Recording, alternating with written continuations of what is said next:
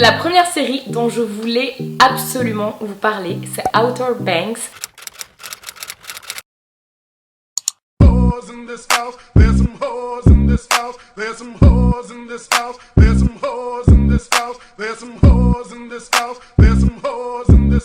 Coucou mes loulous, j'espère que vous allez bien. Alors aujourd'hui, on se retrouve pour une nouvelle vidéo et je sais que vous allez kiffer. Aujourd'hui, on va parler séries et on va parler des séries que je vous ai dénichées sur Netflix et des pépites que j'ai adorées. Enfin bref, j'arrête de parler. Comme d'habitude, si vous aimez mes vidéos, n'hésitez pas à me soutenir en vous abonnant, en mettant un petit pouce bleu et surtout à me laisser un commentaire si vous avez des séries à me suggérer. D'ailleurs, ajoutez-moi sur les réseaux sociaux, c'est 50 Shades of Holly, surtout sur Instagram, je suis vraiment hyper active, je mets souvent des stories et en plus on peut communiquer si jamais vous avez des questions.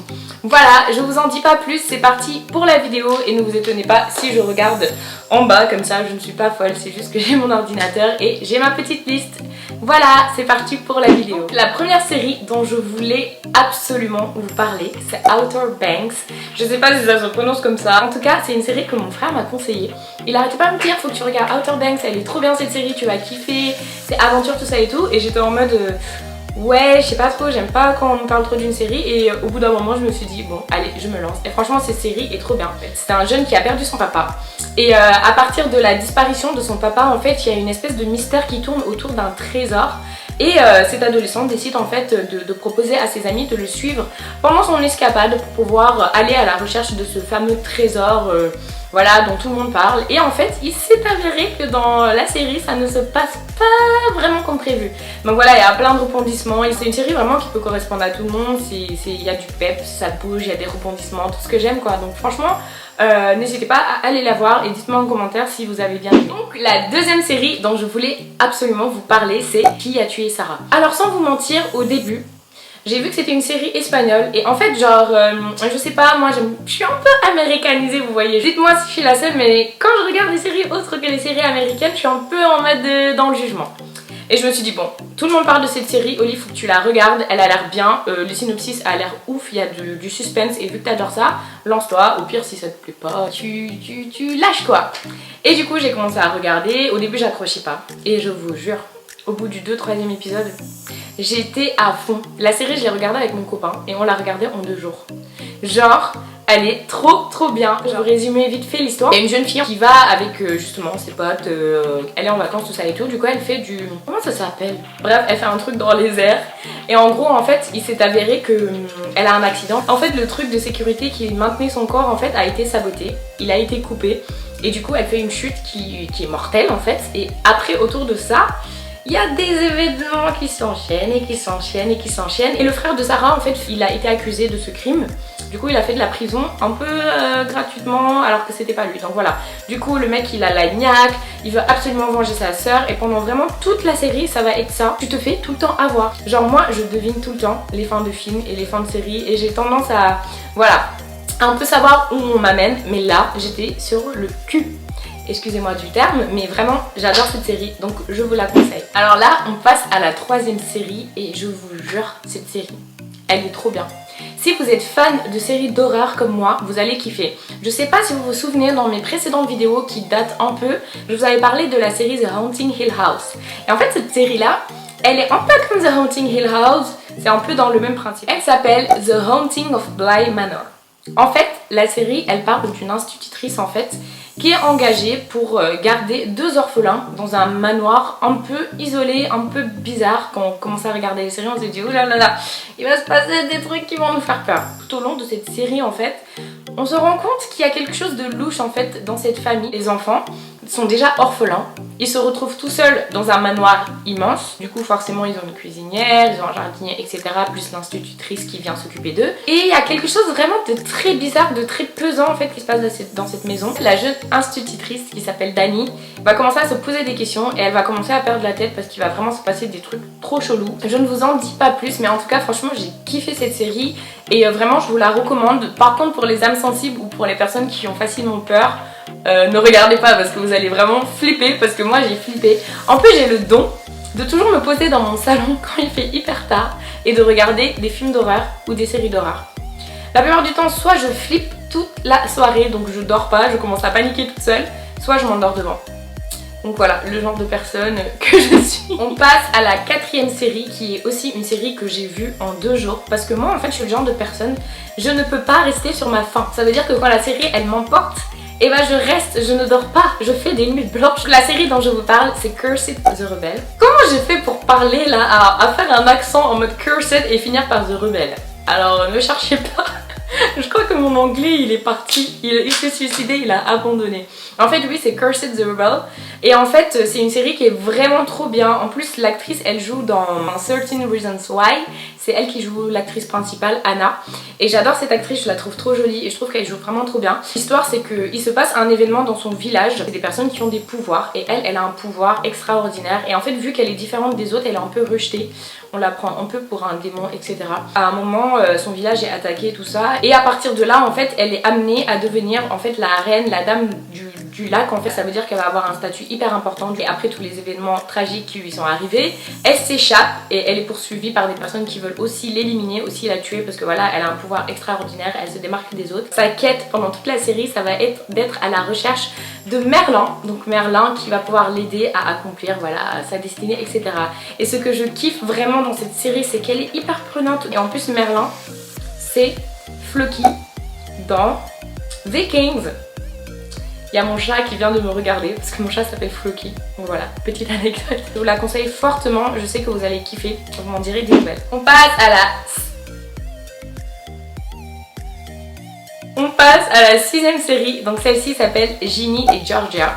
En fait cette série j'ai adoré, c'est comme mes premières fois, je les ai vues en une soirée. Genre c'est des petites séries, il n'y a pas beaucoup d'épisodes et je vous jure j'étais tellement prise dans la série. En plus moi j'adore les séries comme ça, genre un peu pour les jeunes, voilà, à l'américaine tu vois, genre t'as capté, j'aime vraiment trop et franchement la série je l'ai dévorée en une soirée, j'étais comme ça à ce côté, je me disais waouh j'espère qu'il y aura une saison 2 et tout et franchement elle est vraiment trop bien.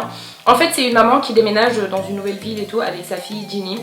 En fait tout au long de la série voilà il y a un peu des conflits entre la maman qui est assez jeune et tout, canon, voilà, qui fait sa vie, elle est séparée du papa de Ginny. Et ta Ginny en fait c'est une métisse en fait, elle a les cheveux bouclés, elle est assez voilà, introvertie, elle arrive dans une nouvelle ville, il faut qu'elle se fasse des nouveaux amis, en plus elle est différente. Ça montre un peu que quand t'es différente des autres c'est un peu compliqué le fait d'être métisse, d'avoir les cheveux bouclés, etc. et tout. Et en fait elle rencontre un jeune homme qui est son voisin et voilà ça tourne autour de ça tourne autour des jeunes, de l'adolescence, du fait de pouvoir s'intégrer dans une nouvelle ville où tu viens d'arriver, des problèmes de famille. Après il y a des histoires qui viennent se rajouter sachant que sa maman elle ne lui a pas vraiment tout dit.